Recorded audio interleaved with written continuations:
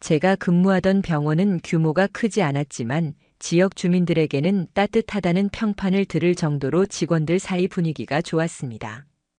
병동 간호사부터 원무과 직원, 심지어 의사들까지 서로 존중하며 일했죠. 그런 분위기의 중심에는 저와 제 아내가 있었습니다. 제가 내과 과장이었고 아내는 병동 수간호사였습니다. 동료들은 우릴 병원의 대표 부부라고 부르곤 했습니다. 아침마다 출근길에 병원 주차장에서 환자와 보호자들에게 환하게 인사를 건네는 아내의 모습을 보는 건 제 일상의 일부였습니다. 점심시간에는 가끔 도시락을 싸와 제 진료실로 들고 와선 많이 바쁘죠? 밥은 먹어야 해요 하고 웃으며 함께 나누곤 했습니다. 퇴근하면 병원 근처 마트에 들러 장을 보고 소소하게 하루의 피곤함을 털어놓는 그런 삶이 반복되었습니다. 흔히들 말하는 평범하면서도 안정감 있는 부부의 모습이었죠.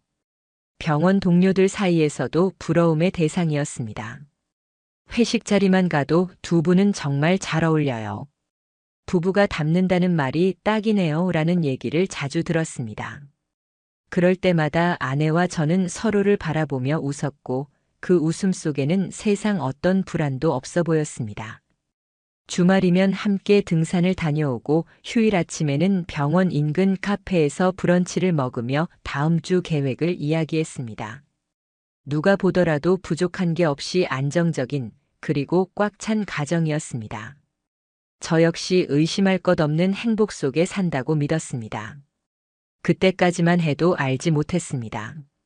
그 모든 평온이 사실은 연극 무대 위 소품 같은 것이었다는 걸요. 무대는 병원, 배우는 아내와 저, 그리고 관객은 동료와 환자들이었습니다. 가장 잔인한 건 그 무대를 연기하던 저조차도 스스로를 속이고 있었다는 사실이었습니다. 그 무대를 무너뜨린 건 다름 아닌 CCTV였습니다. 얼마 전 병원 경영진에서 보안 강화를 위해 병원 전체 구역에 CCTV를 추가 설치했습니다. 환자 보호와 병원 내 안전사고를 예방하기 위해서란 명분이었죠. 사실 우리 병원은 그 전까지 CCTV 사각지대가 많았습니다. 병동 뒤쪽 계단, 약품 보관실, 자재창고, 회의실 같은 곳은 비어있는 경우가 많았고 직원들 사이에서도 언젠가는 필요하다는 이야기가 나왔던 부분입니다. 설치가 진행되던 날도 저는 아무 생각 없이 장면을 지나쳤습니다.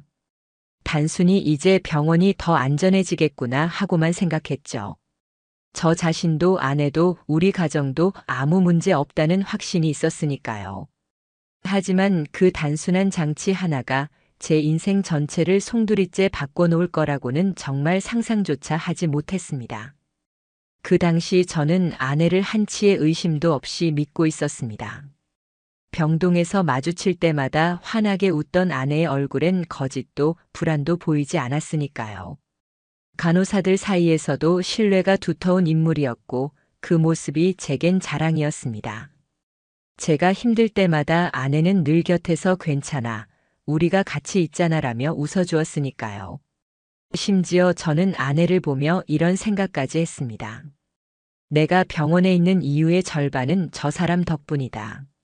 서로를 당연하게 의지하며 일하는 그 일상이 저를 지탱해주는 가장 큰 힘이었습니다.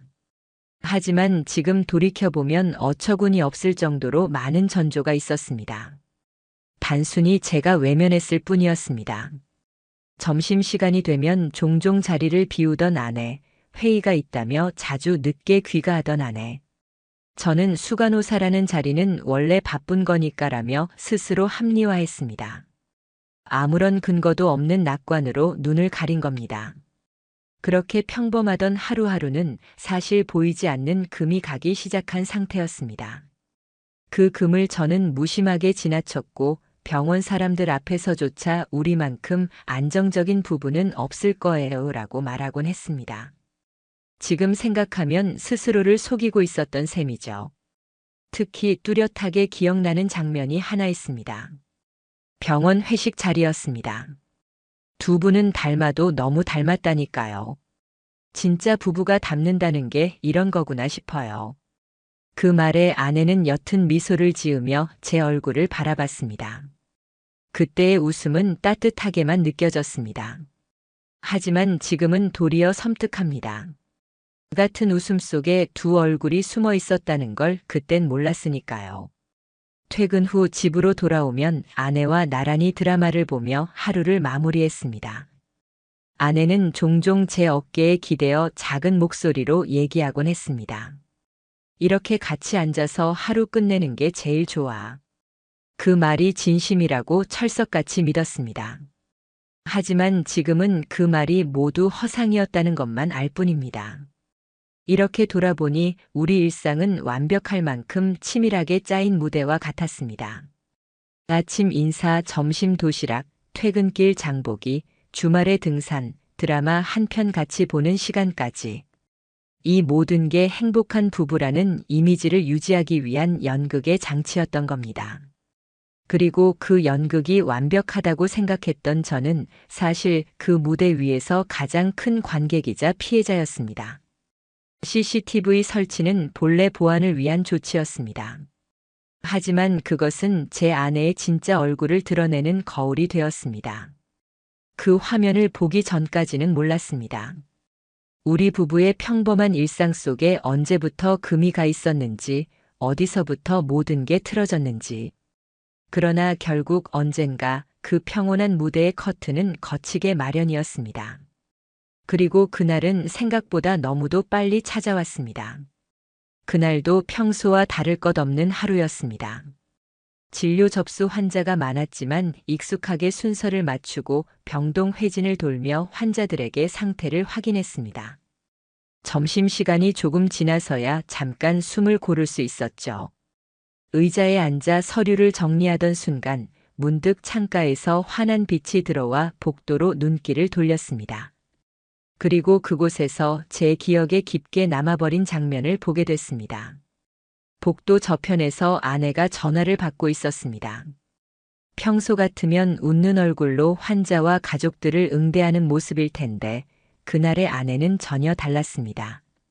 얼굴은 굳어 있었고 시선은 분주하게 오가며 마치 누군가 자신을 지켜보고 있는 걸 경계하는 듯 했습니다. 목소리는 또렷하게 들리지 않았지만 한마디 한마디가 날카롭게 끊어지는 게 분명 보였습니다. 저는 순간 멈칫했습니다. 이건 제가 늘 보던 아내의 모습이 아니었습니다. 전화를 마친 뒤 아내는 휴대폰을 서둘러 재킷 안쪽에 밀어넣고 주변을 두리번거렸습니다. 마치 아무도 보지 않은 틈을 노려 신속하게 숨기려는 것처럼. 평소 그토록 당당하던 아내가 왜 그렇게 행동하고 있었을까요? 작은 이상함이 가슴에 파문처럼 번졌습니다. 그날 이후 제 마음은 쉽게 가라앉지 않았습니다. 대수롭지 않게 넘기고 싶었지만 자꾸만 머릿속에서 그 장면이 반복 재생됐습니다. 내가 그동안 알아온 아내는 환자든 동료든 언제 어디서나 당당한 사람이었습니다. 조심스러움보다는 배려가, 경계심보다는 환한 미소가 더 어울리는 사람이었죠. 그런데 그날의 행동은 제가 전혀 알지 못했던 모습이었습니다. 저는 스스로에게 말했습니다. 괜히 의심하는 거야. 원래 민감한 업무상 통화였을 거야. 수간호사라면 병원 일정이나 위급 상황 때문에 그럴 수도 있잖아. 그렇게 합리화하려 했습니다. 하지만 마음 어딘가가 계속 걸렸습니다. 불안은 작은 파동처럼 시작해 점점 더 큰 울림이 되어갔습니다. 그리고 다음 날 아내의 점심시간 행적이 미묘하게 어긋났습니다. 늘 짧게라도 제 진료실에 들렀던 아내가 이날은 오지 않았습니다. 이상하다 싶어 간호사실에 들렀더니 다른 간호사가 이렇게 말했습니다. 수간호사님은 약품실 점검 중이세요. 그 말을 듣는 순간 온몸에 알 수 없는 긴장이 몰려왔습니다. 왜냐하면 제가 직접 작성했던 그 주의 일정표에는 약품실 점검 항목이 없었기 때문입니다. 평소 꼼꼼히 관리하는 성격 탓에 저는 스스로 짰던 일정표를 정확히 기억하고 있었습니다. 점검 중이라니 일정에 없는데? 단순한 혼동일 수도 있겠죠. 하지만 머릿속에 또 다른 생각이 스쳐갔습니다. 약품실은 최근 새로 CCTV가 설치된 구역이었습니다. 설마라는 단어가 저도 모르게 머릿속에 떠올랐습니다. 아름다운 부부라는 평판이 서로에게 절대적 신뢰를 보냈던 제 믿음이 갑자기 바닥부터 흔들리는 듯 했습니다. 그날 저녁 퇴근 후 저는 보안팀 담당자를 찾았습니다. 평소 친분이 있었기에 자연스레 물어볼 수 있었습니다. 약품실 CCTV는 잘 작동하나요? 새로 설치됐다던데. 그는 잠시 서류를 확인하더니 편하게 대답했습니다. 최근에 좀 불안정했어요. 특정 시간대에 꺼졌다가 켜지는 문제가 있어서 점검 중입니다. 그래서 백업 파일을 따로 저장해 뒀습니다. 순간 심장이 세차게 요동쳤습니다. 꺼졌다 켜진 시간대가 혹시 점심 무렵이었나? 그때 아내가 거기 있었다면. 얼떨떨한 기분 속에서 저는 애써 고개를 끄덕이며 대화를 마쳤습니다. 겉으론 차분히 대했지만 머릿속은 이미 온통 혼돈이었습니다. 그 후로 저도 모르게 아내의 일거수일투족을 살피게 되었습니다. 예전에는 무심코 지나쳤던 순간들이 이제는 모두 의미심장하게 보였습니다. 특정 시간대만 되면 아내는 곧잘 자리를 비웠습니다. 회의 스케줄에 없는 날에도 회의실에 있다고 했고 필요하지 않은 날에 약품실을 들락거리기도 했습니다. 그럴 때마다 이상하다는 생각은 더 커졌습니다. 며칠 후 다른 간호사가 툭 던진 말이 귀에 걸렸습니다. 수 간호사님 요즘 어디 다녀오세요? 자주 안 보이시던데요? 아내는 잠시 표정을 굳히더니 곧바로 차분하게 대답했습니다. 회의실에 있었어. 정리할 게 좀 있어서. 그러나 병원 스케줄표에 회의실 사용 기록은 없었습니다. 저는 그 사실을 누구보다 잘 알고 있었습니다. 이 무렵부터 아내에게서 눈에 띄는 변화가 있었습니다. 회의실이나 약품실에서 돌아올 때면 화장이 미묘하게 번져 있었고 향수 냄새가 더 진하게 풍기곤 했습니다. 또 얼굴에는 설명하기 어려운 미소가 떠 있었습니다. 내게 건네는 환한 미소가 아니라 마치 다른 어딘가에서 이미 행복을 가져온 듯한 표정이었습니다. 그때 저는 비로소 인정하기 시작했습니다. 단순한 오해일 수 있다며 부정하던 마음이 이제는 저를 스스로 몰아붙였습니다. 이건 우연이 아니라는 어떤 분명한 의도의 결과라는 확신으로 변해갔습니다. 그리고 그 흐름을 결정적으로 뒤집은 사건이 일어났습니다. 제 진료실 책상 위에 발신자가 표기되지 않은 쪽지 한 장이 놓여 있었습니다. 병원 공용 메모지에 또박또박 적힌 글귀는 짧고 간결했습니다. 약품실 CCTV 점검 영상 확인해 보세요. 순간 손끝이 떨렸습니다. 누군가 일부러 남긴 경고였습니다. 필체는 여성의 것이었습니다. 그게 간호사 중 한 명인지 아니면 다른 직원인지는 알 수 없었지만 분명한 건 한 가지였습니다. 누군가는 이미 아내의 비밀을 알고 있었고 저에게 그것을 알려주려 했다는 사실이었습니다. 머릿속은 순식간에 수많은 생각으로 뒤엉켰습니다. 누가 남긴 것일까? 왜 하필 나에게 알린 걸까? 아내를 보호하려 하는 건가 아니면 무너뜨리려 하는 건가?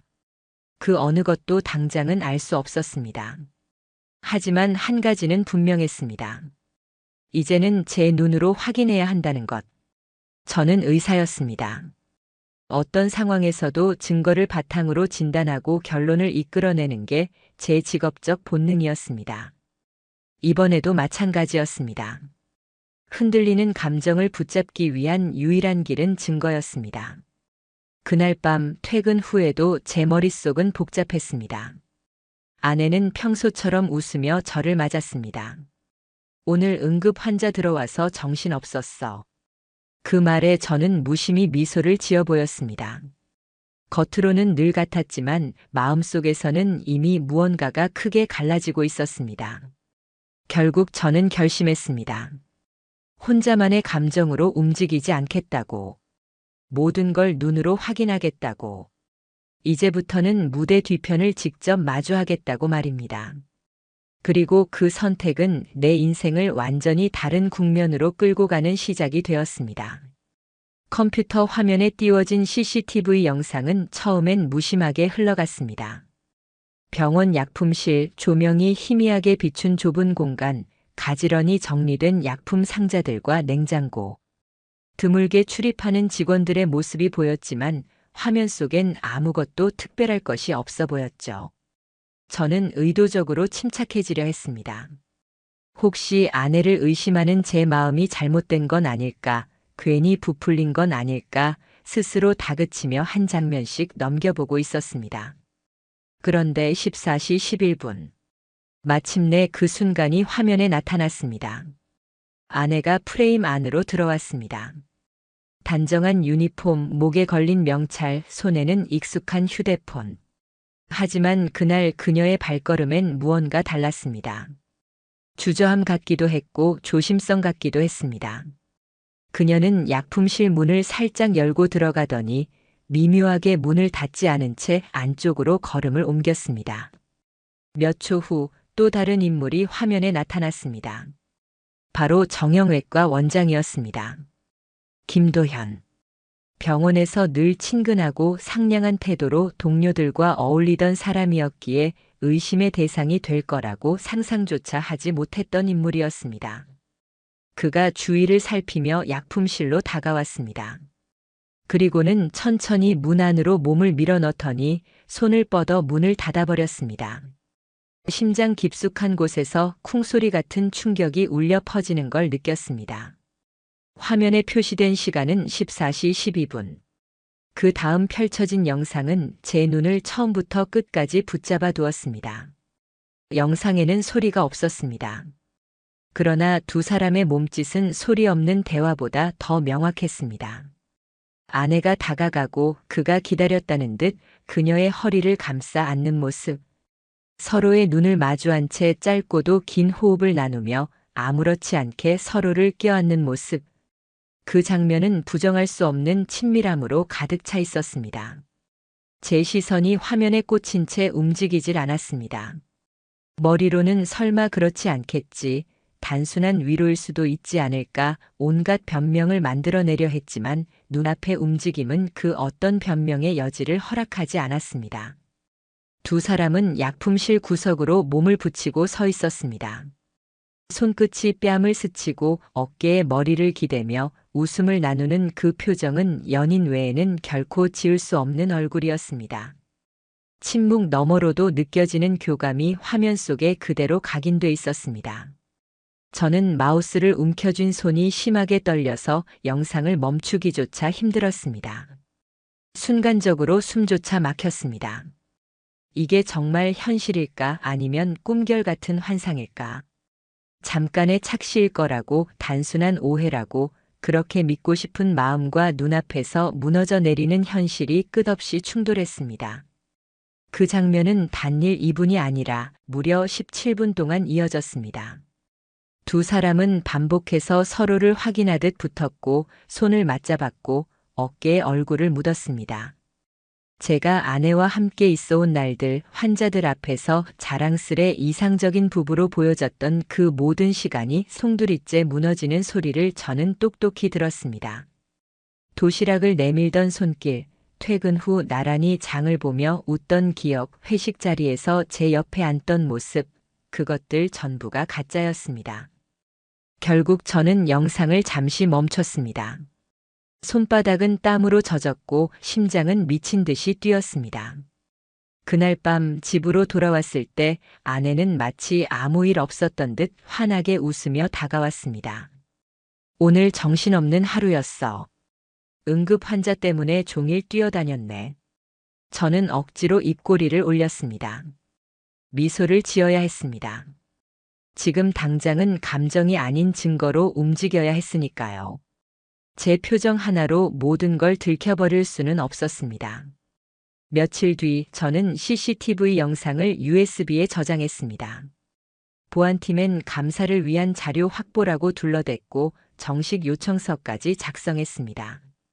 의심받지 않게 하기 위해서였습니다. 저는 혹시 모를 상황에 대비해 복사본 또한 따로 만들어뒀습니다. 하지만 한 장면만으로는 부족했습니다. 혹시 한 번뿐 일이 아닐까 하는 신락 같은 희망을 완전히 끊어내려면 반드시 추가 증거가 필요했습니다. 아내와 그가 단지 한순간의 실수로 인연을 맺은 건지 아니면 지속적으로 이어온 관계인지 확인해야 했습니다. 저는 몰래 병원 내 CCTV 위치를 다시 살펴보기 시작했습니다. 특히 간호사 회의실, 정형외과 의국, 병동 옥상 휴게실, 최근 설치된 카메라가 있는 곳, 그리고 아내가 자주 자취를 감췄던 곳. 저는 의사 가운 안에 작은 메모장을 숨겨두고 시간대와 공간을 기록했습니다. 그 일주일은 제 인생에서 가장 긴 시간이었습니다. 영상을 하나씩 돌려볼 때마다 제 심장은 또 한 번 산산조각났습니다. 회의실 한쪽에서 나란히 앉아 작은 메모를 건네는 장면, 옥상 휴게실에서 다정하게 미소를 주고받는 장면, 병동 복도 한편에서 순식간에 손을 잡는 장면. 그 모든 순간이 고스란히 잡혀 있었습니다. 그제야 더는 부정할 수 없었습니다.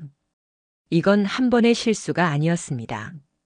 오랜 시간 병원이라는 공간 속에서 반복적으로 쌓아온 은밀한 관계였습니다. 그리고 어느 날 결정적인 장면이 또다시 영상 속에 나타났습니다. 병원 지하 휴게실에서 두 사람이 서로 마주 앉아 외부에서 시킨 배달 음식을 나누며 웃고 있었습니다. 단순히 같이 먹는 게 아니라 젓가락으로 음식을 서로 떠먹여주며 깔깔대는 모습이었습니다. 그 표정은 부부의 그것과 다름없었습니다. 분노와 수치, 치욕이 동시에 밀려왔습니다. 제 일터에서 제 동료들 앞에서 모두가 모르게 이런 관계가 이어졌다는 사실.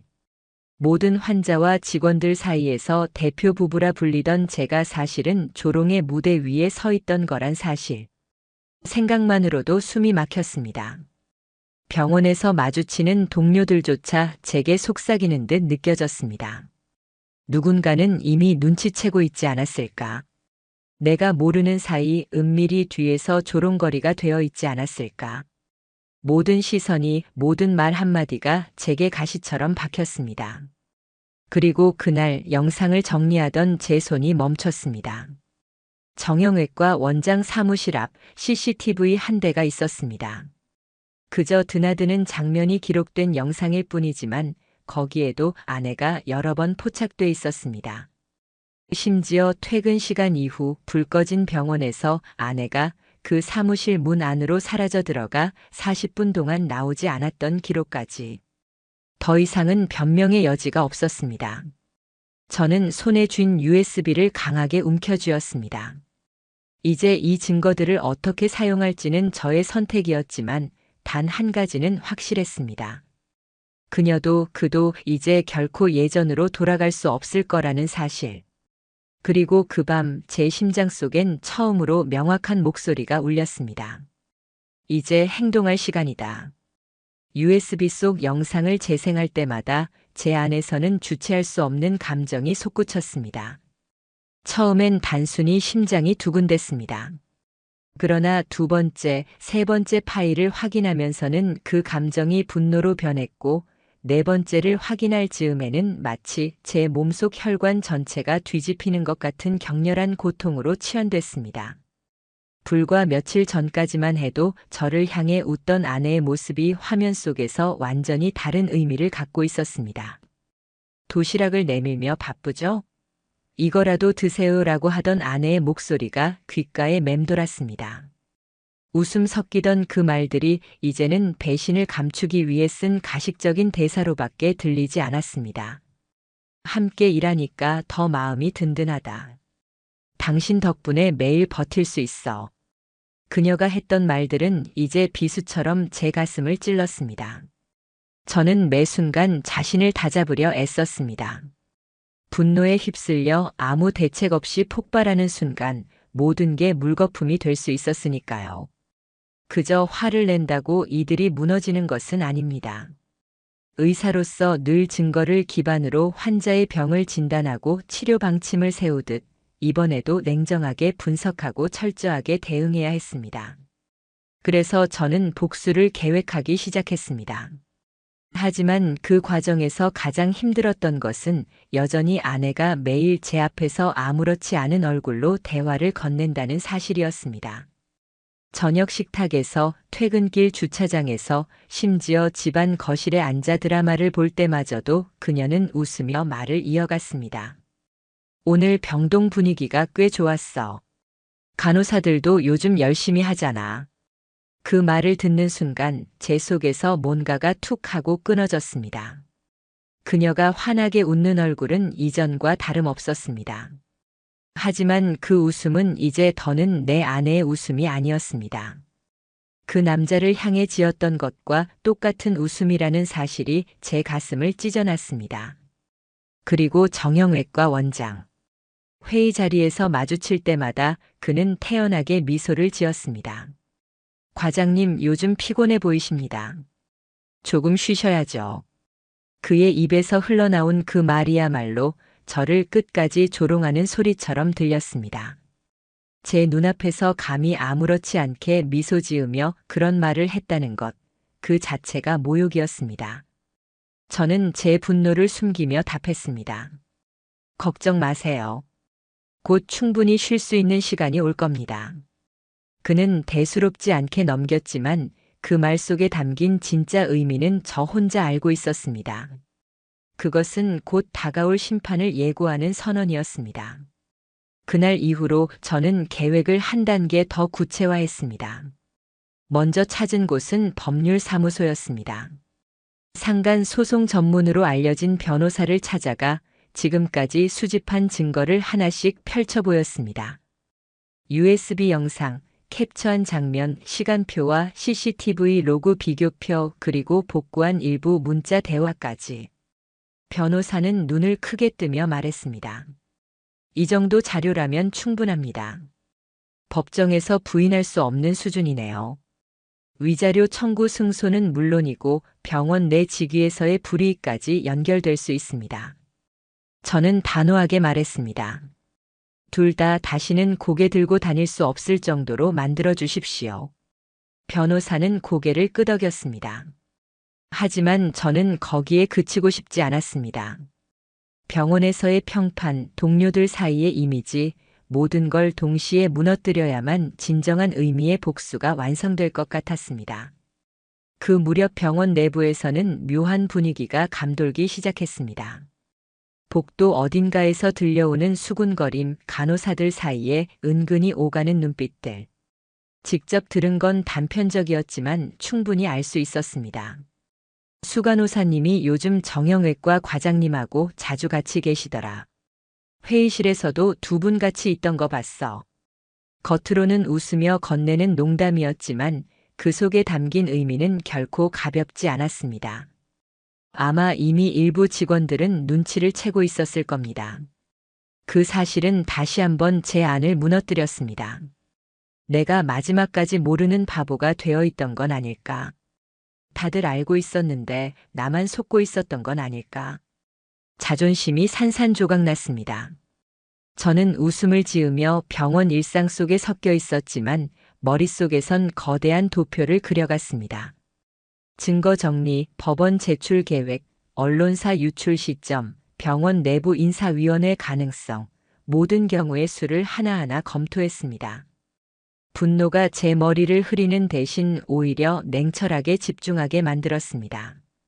그리고 어느 날 밤 아내가 샤워를 하고 있는 사이 그녀의 휴대폰을 몰래 꺼냈습니다.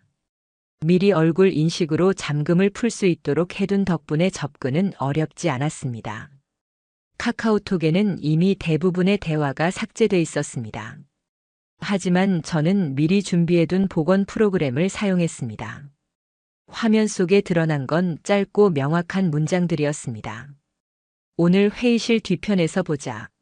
수간호사실 말고 자재창고로 와. 지워진 흔적 사이에서 복구된 몇 줄의 대화는 결정적인 단서였습니다. 저는 그날 밤 한참 동안 휴대폰을 내려놓지 못했습니다. 떨리는 손끝으로 화면을 넘길 때마다 저를 완전히 바보로 만들었던 지난 날들이 주마등처럼 스쳐갔습니다. 하지만 이제 더는 감정의 문제로 남아있지 않았습니다. 이건 증거였고 심판을 위한 미사일이었습니다. 며칠 뒤 결국 상황은 움직이기 시작했습니다.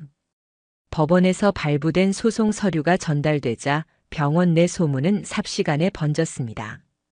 간호사들이 모여 조심스럽게 주고받는 대화에서 소송, 불륜, 증거라는 단어가 흘러나오기 시작했습니다. 그날 저녁 아내는 침실 문을 벌컥 열고 들어왔습니다. 손에 쥔 서류는 구겨져 있었고 얼굴은 창백했습니다. 이게 뭐야? 당신이 보낸 거야? 저는 한동안 말없이 그녀를 바라보다 고개를 끄덕였습니다. 눈앞에서 무너진 얼굴. 말문이 막혀 오열하던 그녀는 떨리는 목소리로 물었습니다. 당신이 다 본 거야? 저는 담담한 목소리로 대답했습니다. 다 봤어. 내가 숨겨온 그 모든 거. 그 순간 아내는 완전히 주저앉았습니다. 그날 이후 아내는 완전히 변했습니다. 집안에서도 더는 휴대폰을 손에 쥐고 있지 않았습니다. 시선을 제 눈치로만 채우며 무너졌습니다. 하지만 저는 미동조차 하지 않았습니다. 이미 모든 건 되돌릴 수 없는 국면에 접어들었으니까요. 그리고 병원 내 분위기는 점점 더 심각해졌습니다. 간호사실, 카페테리아, 계단복도 어디서든 소문은 흘렀습니다. 환자와 보호자가 있는 앞에서는 다들 조용했지만 뒤에선 이미 모든 것이 퍼지고 있었습니다. 정형외과 원장은 점점 회의에 참석하지 않았고 직원들과 거리를 두기 시작했습니다. 아내는 환자들 앞에서조차 눈물을 보이곤 했습니다. 두 사람 모두 자신들의 세계가 붕괴하는 걸 본능적으로 알고 있었던 겁니다. 그 순간 저는 깨달았습니다. 이제 그들을 향한 복수는 단순히 감정의 발현이 아니었습니다. 그것은 제 명예를 지키기 위한 싸움이었고 제가 살아온 모든 날들을 지켜내기 위한 방어였습니다. 저는 마음속으로 다짐했습니다. 이제 시작일 뿐이라는 것을. 그리고 마침내 두 사람은 저에게 직접 만나자고 요청해 왔습니다. 제발 얘기 좀 하자. 아내가 간곡히 말했을 때 저는 단호히 응했습니다. 장소는 제가 정했습니다. 병원 근처의 한적한 카페, 조명이 어둑하게 내려앉은 오후 시간이었습니다. 둘은 이미 지쳐 보였습니다. 다크서클이 내려앉은 아내, 넥타이가 헐겁게 풀린 정형외과 원장. 그들이 제 앞에 마주 앉자 저는 고요하게 말을 꺼냈습니다. 너희가 시작한 방식 그대로 끝내주고 있는 중이야. 내가 가진 건 증거고 그 증거가 보여주는 건 단 하나야. 너희가 만든 연극은 이제 끝났다는 것. 아내는 흐느끼며 매달렸습니다. 제발 다시 시작할 수 있잖아. 내가 잘못했어. 그러니까 이번만 용서해줘. 하지만 저는 단호히 고개를 저었습니다. 내가 무너뜨린 건 나 혼자가 아니야. 내 믿음, 내 명예, 그리고 이 병원까지. 이제 뿌린 대로 거둘 시간이다.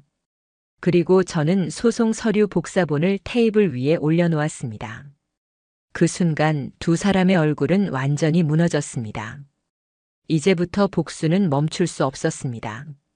병원 내부 조사, 법원의 판결, 사회적 낙인, 그 모든 것이 동시에 진행될 시간이 다가오고 있었습니다. 그리고 저는 다짐했습니다. 끝까지 반드시 이 모든 걸 지켜본 제 손으로 마침표를 찍겠다고. 아내에게 소송 서류가 전달된 날 이후 그녀는 눈에 띄게 달라졌습니다. 그 전까지는 집안에서도 휴대폰을 손에 꼭 쥐고 있던 사람이었지만 이제는 무기처럼 내려두고 있었습니다. 늘 자신감 있던 눈빛은 흔적조차 사라졌고 방 안을 배회하며 제 눈치를 살폈습니다.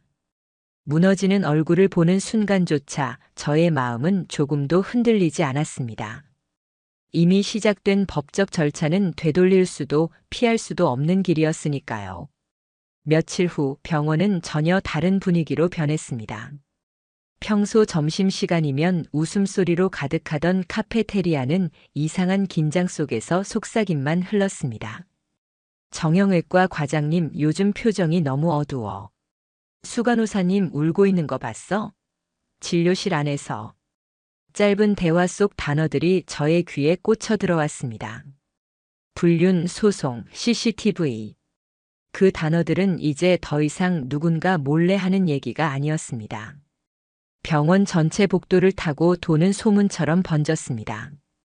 아내는 병원 복도에서 저와 마주치기를 두려워했습니다. 제대로 눈을 마주치기도 어려워하면서 억지로 미소를 짓다가 이내 고개를 숙였습니다. 간호사실에서도 점점 위축되었습니다. 환자 보호자 앞에서 웃음 지으며 대화하다가도 돌아서면 표정은 금세 탁하게 가라앉곤 했습니다. 정형외과 원장은 더 분명히 무너져갔습니다. 회의 때는 아예 얼굴을 비추지 않았고 간혹 복도에서 마주치면 시선을 피했습니다. 환자 진료 역시 다른 의사에게 넘기며 점점 병원 내 입지를 스스로 줄여나갔습니다. 왕성하게 나서던 사람의 그림자는 이제 소멸해가는 흔적처럼 보였습니다. 그러던 어느 날 아내가 저에게 조심스럽게 말을 꺼냈습니다. 제발 우리 얘기 좀 하자. 이렇게 모든 걸 무너뜨릴 순 없잖아. 당신이니까 내가 부탁하는 거야. 그녀의 목소리엔 겁과 불안이 섞여 있었습니다. 하지만 제 마음은 단호했습니다. 저는 장소를 직접 정했습니다. 병원 인근의 작은 카페, 한적한 오후. 그곳에 아내와 정형외과 원장을 동시에 불러냈습니다. 카페 테이블 앞에 앉은 두 사람은 이미 완전히 변해 있었습니다. 아내는 눈 밑에 깊은 다크서클이 내려앉아 있었고 두 손을 꼭 맞잡으며 떨고 있었습니다. 정형외과 원장은 넥타이를 허술하게 맨 채 무겁게 낮아진 시선으로 바닥만 응시했습니다. 한때 병원 내에서 환자들에게 친근한 미소를 보이던 그 얼굴은 이제 그림자처럼 지쳐 있었습니다. 어떻게 우리가 이런 식으로 끝나야 돼? 아내가 울먹이며 말했습니다. 저는 고개를 끄덕이며 차분하게 입을 열었습니다. 너희가 시작한 방법대로 끝내주고 있을 뿐이야. 내가 가진 증거는 부정할 수도 지울 수도 없어. 너희가 만든 연극은 끝났어. 정형외과 원장은 마침내 고개를 들며 중얼거렸습니다. 정말 순간적인 실수였습니다. 과장님을 누구보다 존경했는데 그만. 저는 그의 눈을 똑바로 쳐다보며 차갑게 잘랐습니다. 실수? 약품실, 회의실, 창고, 휴게실, 복도까지. 그 수많은 화면에 담긴 장면들이 다 실수였다고. 3개월간 이어진 관계를 실수라 부른다고. 제 목소리는 낮았지만 말보다 더 무거운 울림으로 공간을 파고들었습니다. 아내는 고개를 숙인 채 흐느꼈습니다. 제발 용서해줘. 다시 예전으로 돌아갈 수 있어. 나 정말 잘못했어. 당신이라면. 하지만 저는 미소조차 짓지 않았습니다. 내가 무너뜨린 건 나 하나가 아니야. 내 명예, 내 일터 그리고 나를 믿고 의지하던 사람들까지도. 이제는 내가 심판을 받아야 할 시간이야. 테이블 위에 소송 서류 복사본을 펼쳐 보였을 때 두 사람의 표정은 일순간에 무너졌습니다. 아내는 머리를 테이블에 묻은 채 오열했고 정형외과 원장은 어깨를 떨었습니다. 그날 이후 병원 내부는 더 이상 침묵할 수 없게 됐습니다. 병원장은 비밀리에 인사위원회를 소집했습니다. 내부 불건전한 관계라는 제목 아래 아내와 정형외과 원장은 징계 대상자로 보고되었습니다. 특히 원장은 외부 투자 유치 과정에서 중요한 위치에 있었고 병원 측은 더 이상 그를 감쌀 수 없었습니다. 결국 병원 홈페이지에서 그의 사진과 일정표는 조용히 사라졌습니다. 아내 역시 병원 출근을 멈췄습니다. 명목상 병가였지만 모두가 알고 있었습니다. 복귀는 불가능하다는 것을. 간호사들조차 더 이상 그녀의 이름을 입에 올리지 않았습니다. 대신 복도에서는 잔잔한 소문이 끊이지 않았습니다. 저는 마지막 증거를 확보하기 위해 정형외과 원장의 사무실 앞 CCTV 영상을 요청했습니다. 몇 일 뒤 도착한 파일 안에는 두 사람이 사무실 안에서 주고받은 메모, 음료를 건네는 장면, 심지어 퇴근 시간 이후 아내가 그 방에서 40분간 머물렀다는 기록까지 담겨 있었습니다. 더는 발뺌조차 불가한 수준이었습니다. 이제 모든 퍼즐이 맞춰졌습니다. 저는 자료를 철저히 정리해 변호사에게 넘겼습니다. 법원으로 향할 준비를 끝냈습니다. 집에서는 여전히 한 인간이 무너지는 모습을 매일 확인했습니다. 아내는 더 이상 소리내 웃지 않았습니다. 대신 밤마다 두 손으로 얼굴을 가린 채 흐느꼈습니다. 하지만 제 마음은 단단했습니다. 지금의 눈물이 그녀가 만든 배신 앞에 어떤 의미를 가질 수 있겠습니까? 병원 안에서는 나를 보는 시선들이 변했습니다. 어떤 이는 측은함을, 어떤 이는 존경을 담고 있었습니다. 간호사 한 명은 제게 조심스럽게 속삭였습니다. 과장님, 저라면 버티지 못했을 거예요. 존경합니다. 그 말을 듣는 순간 저는 씁쓸한 웃음이 나왔습니다. 존경이 필요한 게 아니었습니다. 저는 단지 제 삶을 지키기 위해 여기까지 온 것뿐이었습니다. 이제 모든 걸 정리할 마지막 무대가 가까워지고 있었습니다.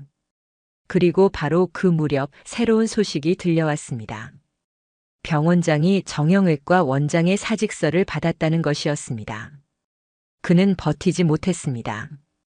병원장은 처음엔 보류했지만 그가 극단적인 발언까지 하자 결국 이사회에 안건을 올렸습니다. 이사회는 만장일치로 잦은 사직으로 사건을 마무리 짓기로 했습니다.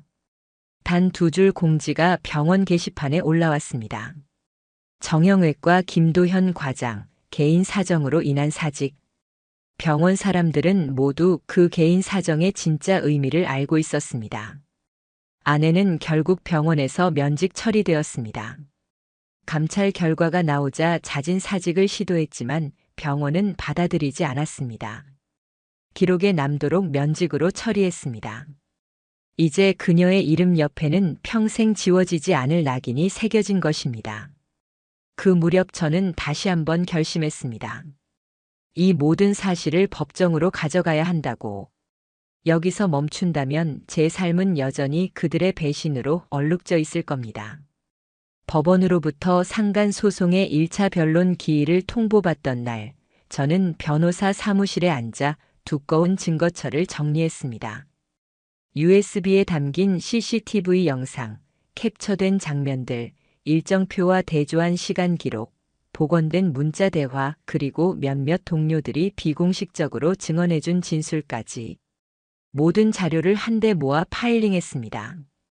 종이를 넘기는 소리 하나하나가 긴장된 공기를 가르며 울려 퍼졌습니다. 그러던 중 뜻밖의 손님이 찾아왔습니다. 아내의 부모님이었습니다. 그녀는 오지 않았습니다. 두 분은 무겁게 문 앞에 서 계셨습니다.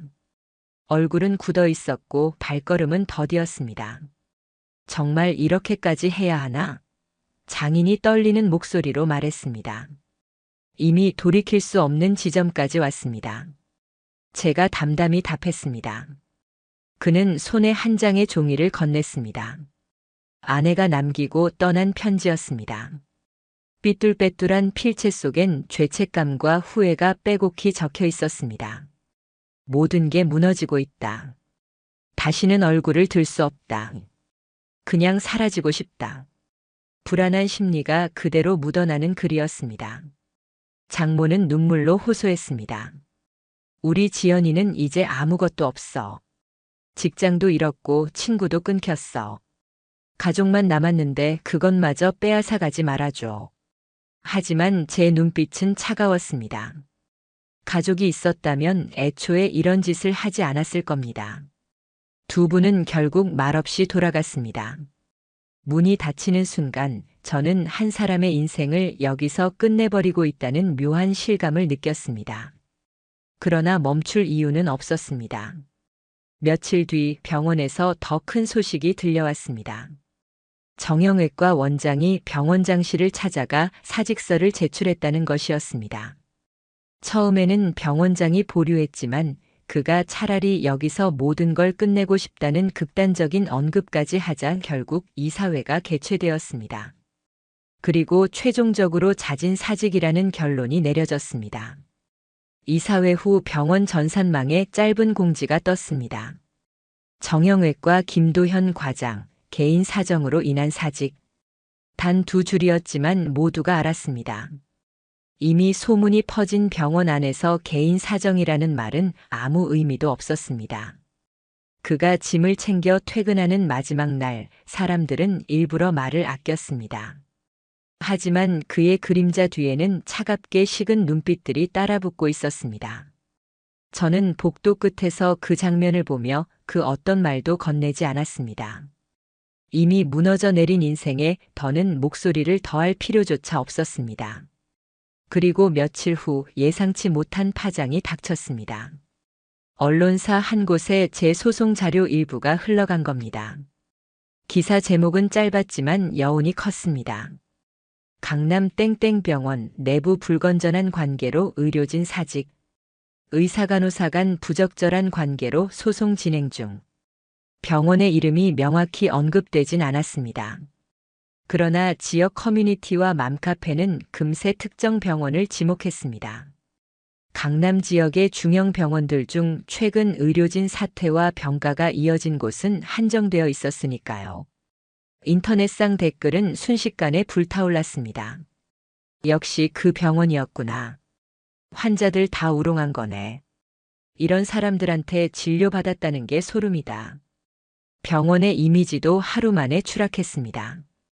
예약 환자들 중 일부는 진료를 취소했고 보호자들은 불안하다는 이유로 다른 병원을 알아보기 시작했습니다. 병원이 수십 년간 쌓아온 신뢰가 단 몇 줄짜리 기사로 무너져 내렸습니다. 하지만 그것으로 끝이 아니었습니다. 저희 변호사 측은 소송 과정에서 새로운 사실을 찾았습니다. 정형외과 원장이 과거 근무하던 병원에서도 유사한 문제로 조용히 퇴사한 전력이 있다는 기록이 확인된 겁니다. 당시 병원이 평판을 잃지 않기 위해 내부적으로 묻어두었던 사건이 문서로 드러났습니다. 저는 그 문건을 받아들며 깨달았습니다. 이 사건은 단순한 불륜이 아니었습니다. 상습적인 행위자. 타인의 인생을 가볍게 무너뜨리고도 아무렇지 않게 살아온 사람이었단 사실이 적나라하게 드러났습니다. 법정에 제출된 그 증거는 판세를 완전히 바꿔놓았습니다. 더 이상은 단순히 가정사로 볼 수 없는 사안이었습니다. 이제는 전문성을 악용한 의사의 반복적 기만, 사회적 책임을 묻지 않을 수 없는 사건으로 격상된 겁니다. 동시에 아내의 상황도 더 깊은 나락으로 떨어졌습니다. 병원은 최종적으로 그녀를 면직 처리했습니다. 스스로 사직서를 제출했음에도 받아들여지지 않고 기록에 남게 된 겁니다. 면직은 평생 이력에서 지워지지 않습니다. 어디를 가든 낙인이 되어 따라붙습니다. 그녀는 친정으로 돌아갔지만 이미 지역사회는 소문으로 들끓고 있었습니다. 아버지는 전직 공무원 출신으로 마을 사람들 사이에서 체면을 유지해왔던 분이었습니다. 그러나 딸의 일로 인해 가족 전체가 평판을 잃었습니다. 그 집 딸이 그 간호사야라는 수군거림에 결국 집에서도 버티지 못했다고 들었습니다. 그녀는 지방의 작은 원룸으로 옮겨 혼자 지낸다고 했습니다. 몇몇 간호사 지인에게 취업 문의를 해봤지만 이미 병원계의 문제 인물로 낙인 찍힌 상황에서 받아줄 곳은 없었습니다. 결국 병원 대신 작은 카페와 편의점을 전전하며 생계를 이어가고 있다는 소식만 들려왔습니다. 어느 날 제 휴대폰에 메시지가 한 통 도착했습니다. 보낸 사람은 아내였습니다. 잘못했어. 매일 무너지고 있어. 하루하루가 지옥이야. 제발. 저는 아무 대답도 하지 않았습니다. 이제는 감정조차 남지 않았습니다. 병원 사람들은 저를 다른 눈빛으로 보기 시작했습니다. 그 모든 걸 이겨낸 게 대단합니다. 과장님 같은 분이 버틸 수 있었으니 저희도 버틸 수 있는 힘이 생깁니다. 그러나 저는 웃어넘겼습니다. 대단한 것이 아니었습니다. 그저 제 인생을 지키기 위해 참아낸 것이었으니까요. 그리고 마침내 법정에 출석할 마지막 날이 다가왔습니다. 변호사는 제게 말했습니다. 이제는 결론이 정해져 있습니다. 끝까지 가시죠. 저는 정장을 매만지며 법원 건물 앞에 서 있었습니다. 한때 병원에서 대표 부부라 불렸던 우리가 이제는 원고와 피고로 마주 서게 되는 날. 이제 이 법정에서 모든 것이 끝장날 시간이 다가오고 있었습니다. 드디어 그날이 왔습니다. 상간 소송과 민사재판의 마지막 판결 선고일. 아침 거울 앞에서 저는 정장의 단추를 꼼꼼히 채웠습니다. 넥타이를 매면서도 제 손끝은 작은 떨림을 감추지 못했습니다. 그러나 그 떨림은 두려움이 아닌 무게감이었습니다. 이제 1년 가까이 준비해온 과정에 마침표가 찍히는 순간이 다가온 겁니다.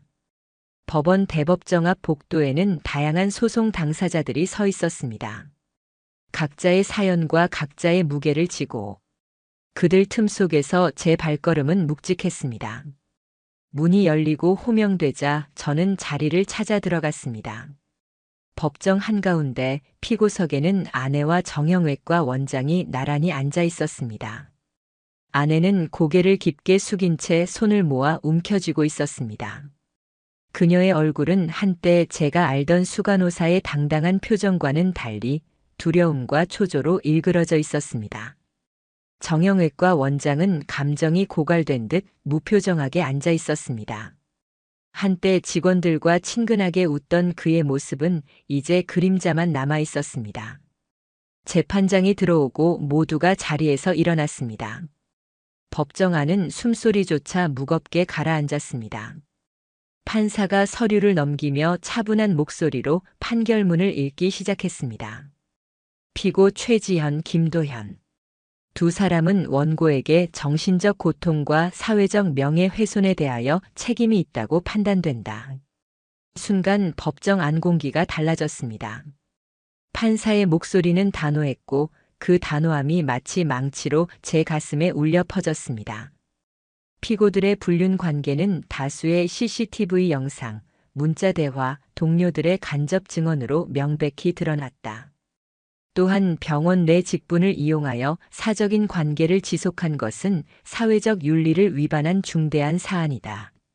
재판 과정에서 피고들은 일관되지 못한 진술과 증거 삭제 시도를 보였으며 이는 책임을 더 강화하는 요인으로 작용했다. 피고석의 두 사람은 점점 더 고개를 떨궜습니다. 아내의 손은 미세하게 떨리고 있었고 정형외과 원장의 입술은 굳게 깨물려 있었습니다. 판사는 마지막으로 선고를 내렸습니다. 피고 최지현은 원고에게 위자료 8천만 원을 지급하라. 피고 김도현은 원고에게 위자료 1억 2천만 원을 지급하라. 그 순간 법정 안은 정적에 휩싸였습니다. 돈의 액수가 문제는 아니었습니다. 그 액수에 담긴 것은 그들의 삶을 송두리째 짓눌러버리는 낙인이었습니다. 아내는 자리에서 무너져 울음을 터뜨렸습니다. 법정이라는 공간조차 잊은 채 흐느끼며 얼굴을 가렸습니다. 정형외과 원장은 고개를 한참 숙이고 있다가 천천히 눈을 감았습니다. 그 얼굴에는 패배와 포기의 그림자가 드리워져 있었습니다. 저는 차분히 판사의 말을 끝까지 들었습니다. 감정의 폭발은 없었습니다. 그저 오랜 시간 기다려온 순간이 현실로 다가온 것에 대한 무거운 체감이 있을 뿐이었습니다. 재판이 끝나고 법정을 나올 때 기자들이 어쩐지 법원 앞을 지키고 있었습니다.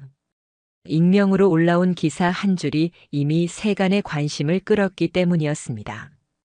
플래시가 몇 번 터졌지만 저는 고개를 숙인 채 묵묵히 걸어갔습니다. 오늘은 그저 결과를 받아들이는 날이었습니다. 그날 이후의 파장은 빠르게 찾아왔습니다. 정형외과 원장은 판결 직후 대한의사협회 징계위원회에 회부되었습니다.